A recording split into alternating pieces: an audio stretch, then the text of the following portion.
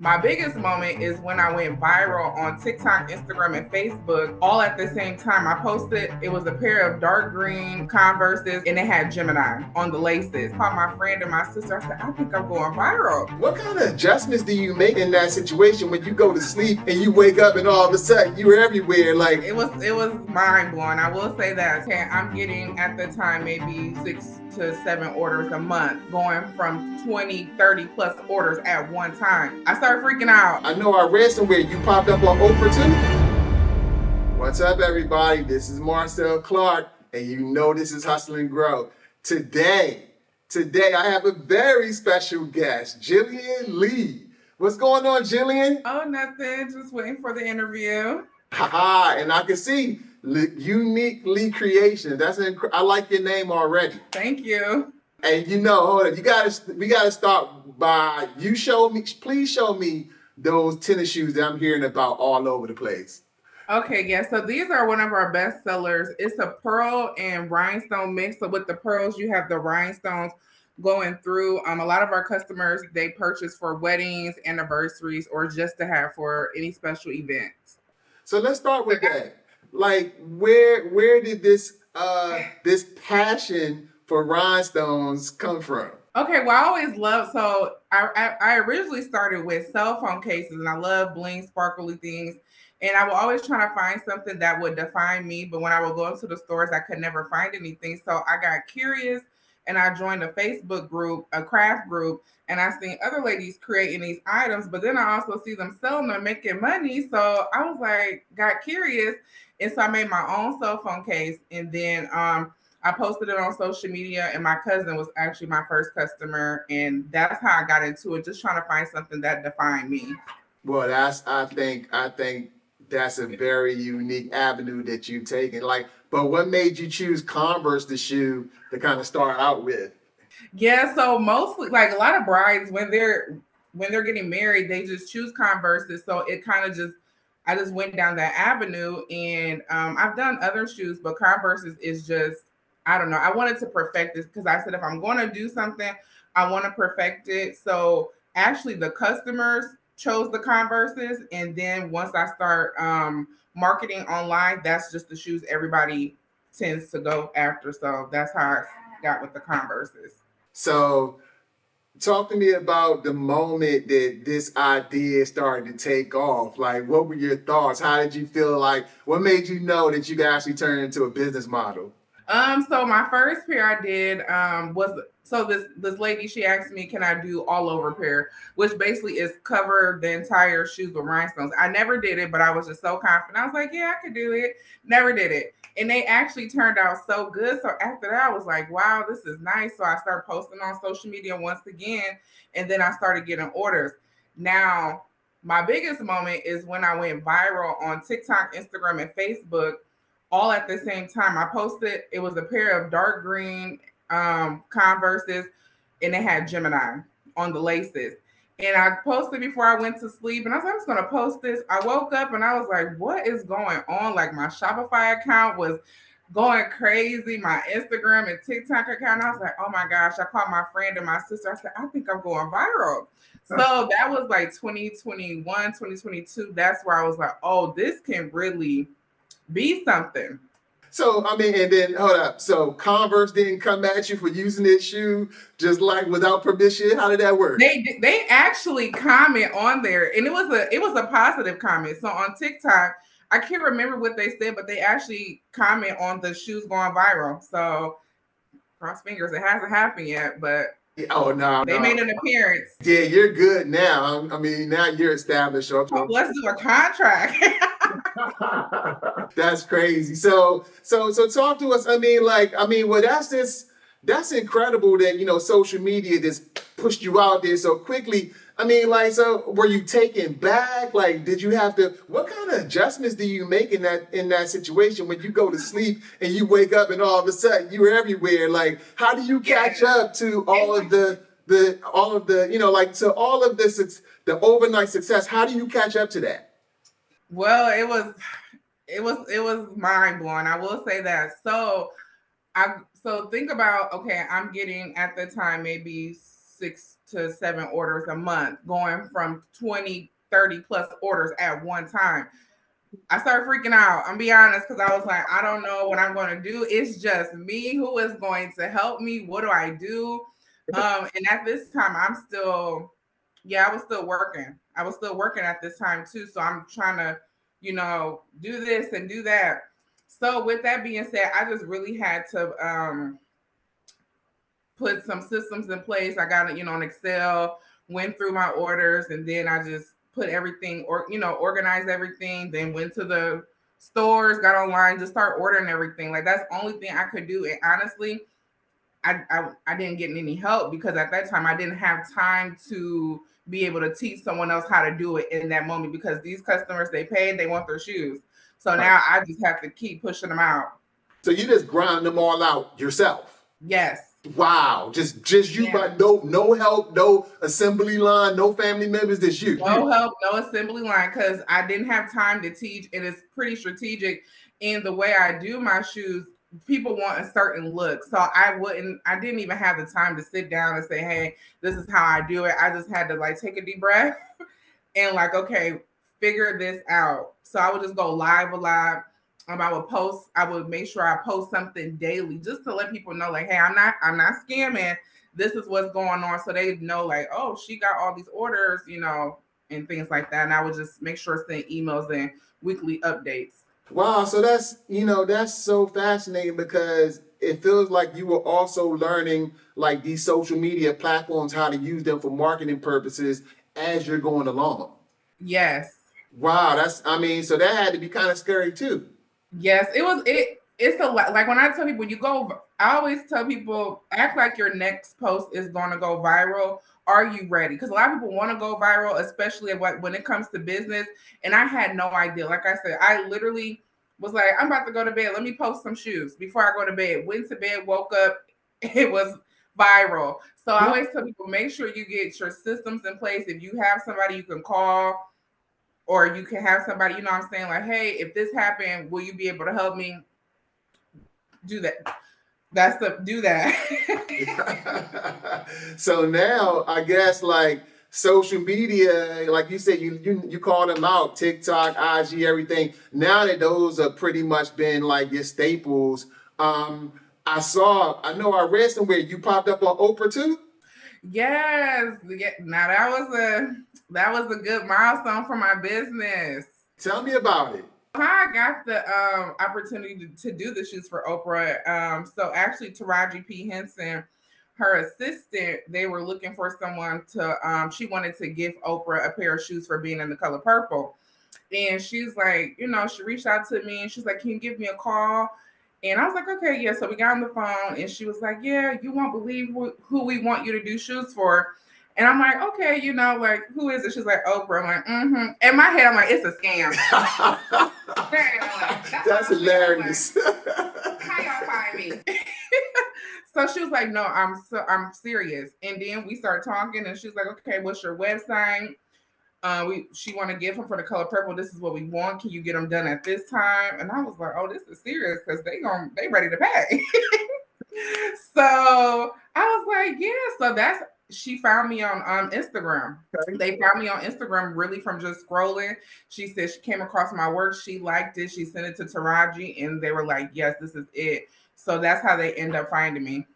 And I got that opportunity. So they used your shoes for the movie, the play, because you mentioned color purple. Yeah, so during the premiere, so when Oprah and them for last year around this time, well, November, December, when they were going, talking about the whole movie thing and that aspect, she wore the shoes. So she sent me pictures. And then it was like a clip on the color purple. They had like an Instagram page, and it was the video. She was sitting down on the stage with the other cast, and she was wearing my shoes. And I was like, oh my God, this is like for real. So when she actually sent me pictures, I was like, I just couldn't believe it. And I still be in shock because a lot of people say, you're just so humble about it. And I was like, I know, but I don't know. It was good. That was a great opportunity. So it just made me think like social media, like I said, you just never know who's out there really watching you. or come across you. Wow. I mean, I don't even know what to say about that because you just made me laugh when you were like, I thought it was a scam. I really did. You never know. I was like, okay. I mean, like you said, I mean, you get a call from Oprah, you kind of like her people, you have to be like, yeah, okay. I mean, I'm in Indiana.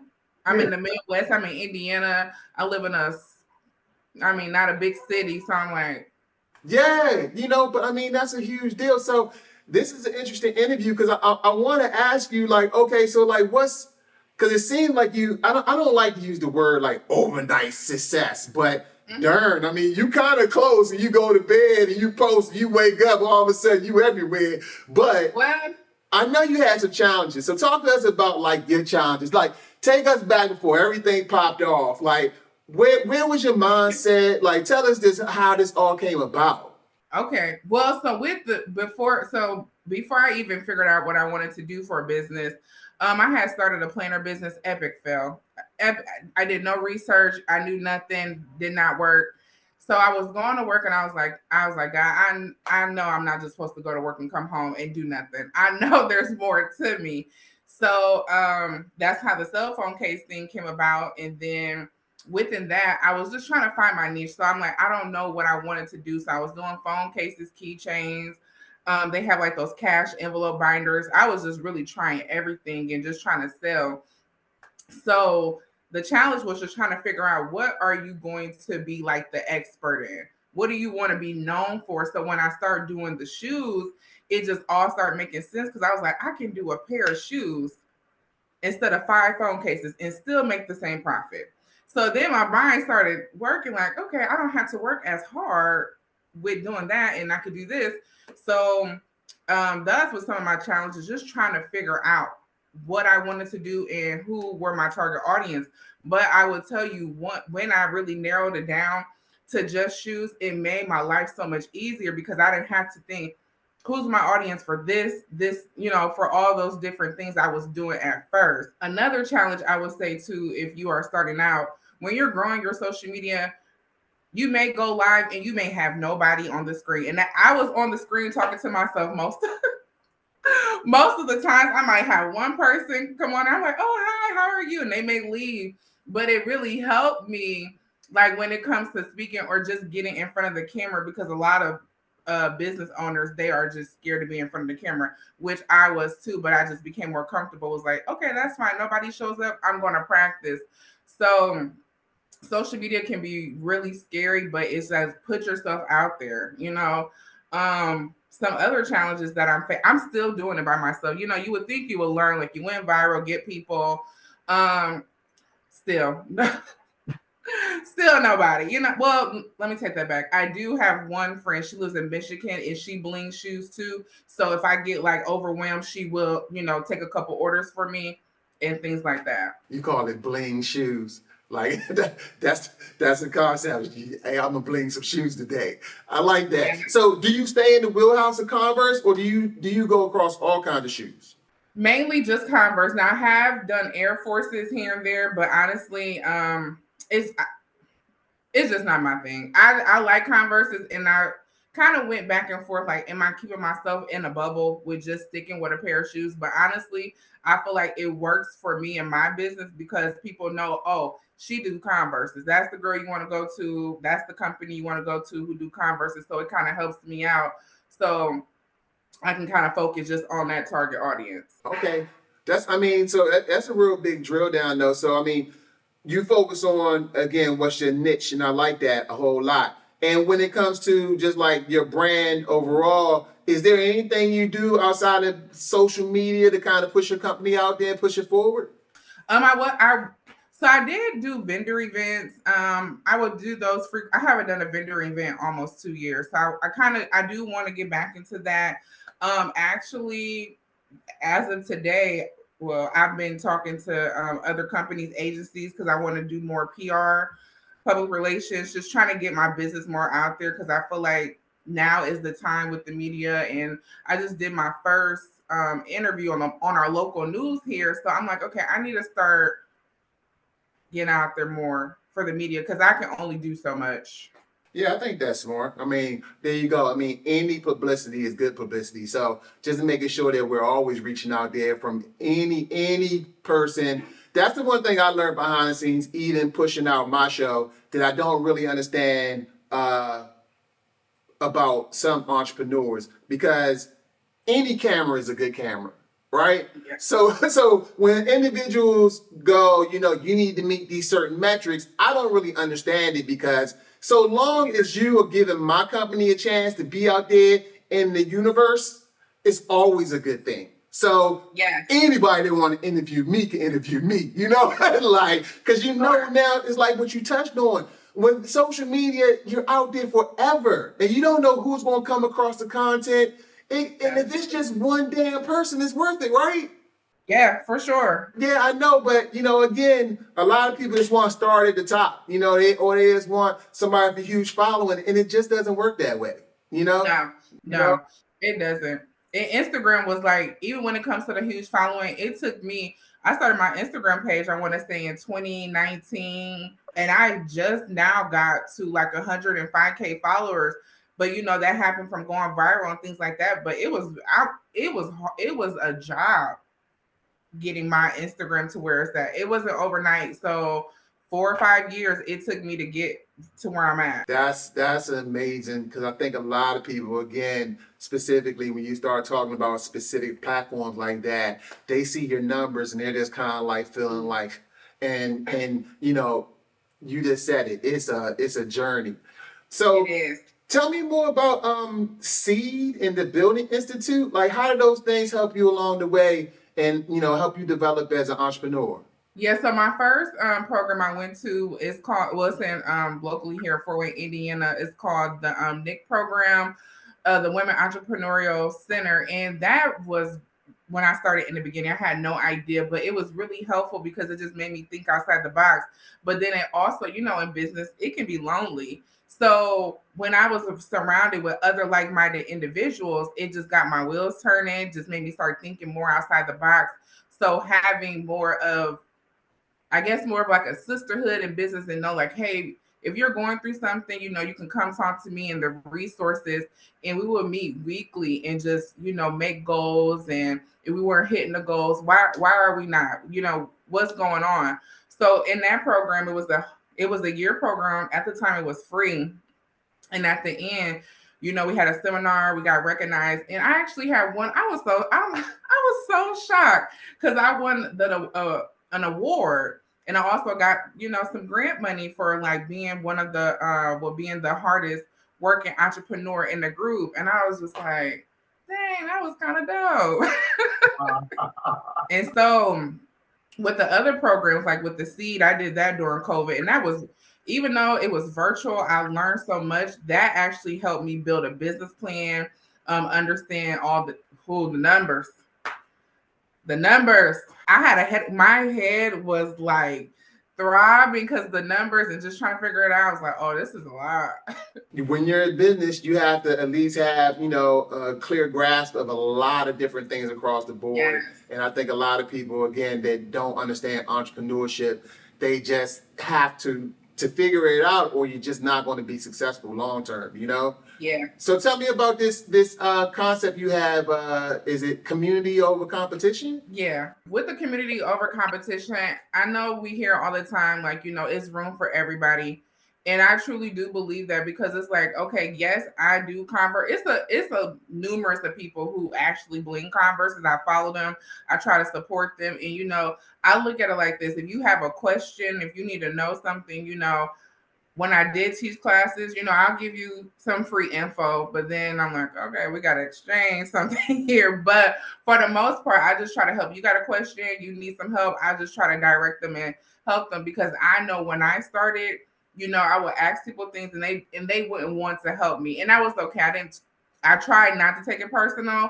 So I say, what, other individuals that are coming to me that may need that, may need that help, I'm willing to just say, hey, this is what you need to do. This is where you can get the supplies, and just try to give them a little head start. But I do, now, if they're a person that keep coming back and keep coming back, then I do try to say, hey, do a little bit of research because I don't want to be the person that just keeps giving you everything. You know what I'm saying? Or like try to just do collaborations and things like that. So I tell people, if I have the platform and you need some help, I don't mind giving you a shout out. I don't mind directing people to you. If like at the time when I was viral, I had too many orders. I couldn't do them. So it would be selfish of me to keep taking orders when someone else out there can benefit from the orders and they can do the same thing as me. Yeah, I like what you just said about, community over competition, because that's exactly why I started my show, for exactly what you said, right? Coming up in the ranks as an entrepreneur, everybody act like, like they couldn't share secret sauce. Like it was like pulling hair, and I'm like, this is basic. I'm just trying to get some basic answers here. But everybody would always like close up on me, and I really felt like it was so unnecessary, because especially in this information age, I mean, really, if you really drill down on it, you can almost find anything you want. Oh, so now you can. Yeah, now you can. So when I'm talking to another person, it's just really about confirmation, But yes. I like your attitude about going, hey, listen, if I can share, I will. And again, you knocked it out of the park too. To a certain extent, you can't keep coming back to the well though, too, for free, right? I had to learn that. I was like, okay, I can keep giving you, but I said, let me know what you find first.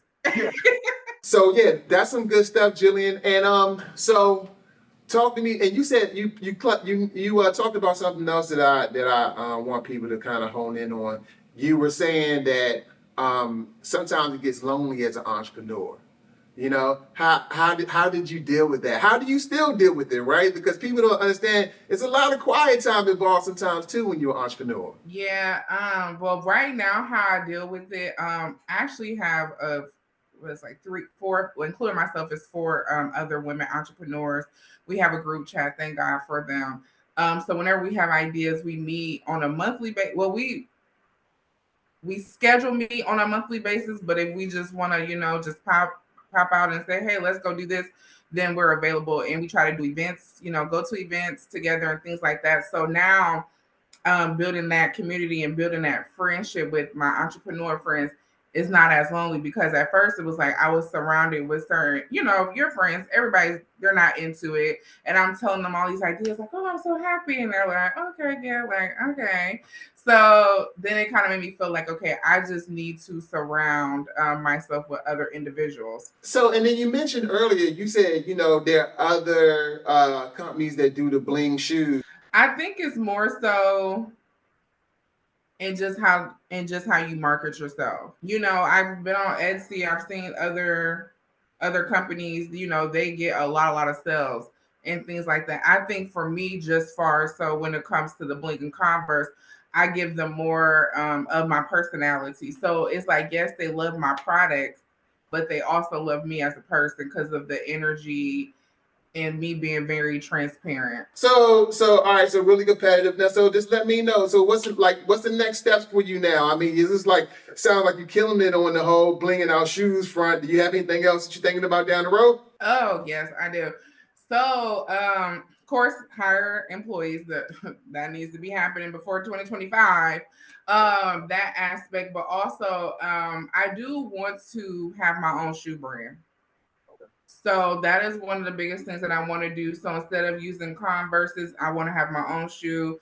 And then I also, want to be able to sell those shoes to others, just like Converses, and then they can actually bling them out and sell them as well. So that's one of my things that I want to do. And then my second thing is, I don't know if you're familiar with, like, they're starting to pop up more, but you can go to storefronts, and then they have the shoes where you can paint them. They have paint instead, but you can go to. I went to where was it at? In Indianapolis, and he has blank canvas shoes, and you just go design them. You can paint them, you can bling them, you can do whatever. It's your design, so you can't mess up because it's whatever you want to do. So I want to do something like that because I'm like, that'll be a good attraction to have here. So those are my two biggest goals right now. So that's what I'm kind of just trying to prep for. So let us know where they can find you, Ms. Lee.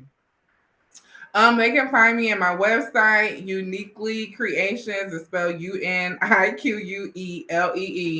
creations.com, Instagram, uniqueleecreations.com, TikTok, YouTube, and those are the platforms you can find me on. So, yeah. Well, I see you killing out there in Indiana. You Thank know, you. I really appreciate all the energy you gave us today. And obviously, I can tell, you're on your way to exactly where you want to be. So I'm sure your shoes are going to be everywhere when you're done.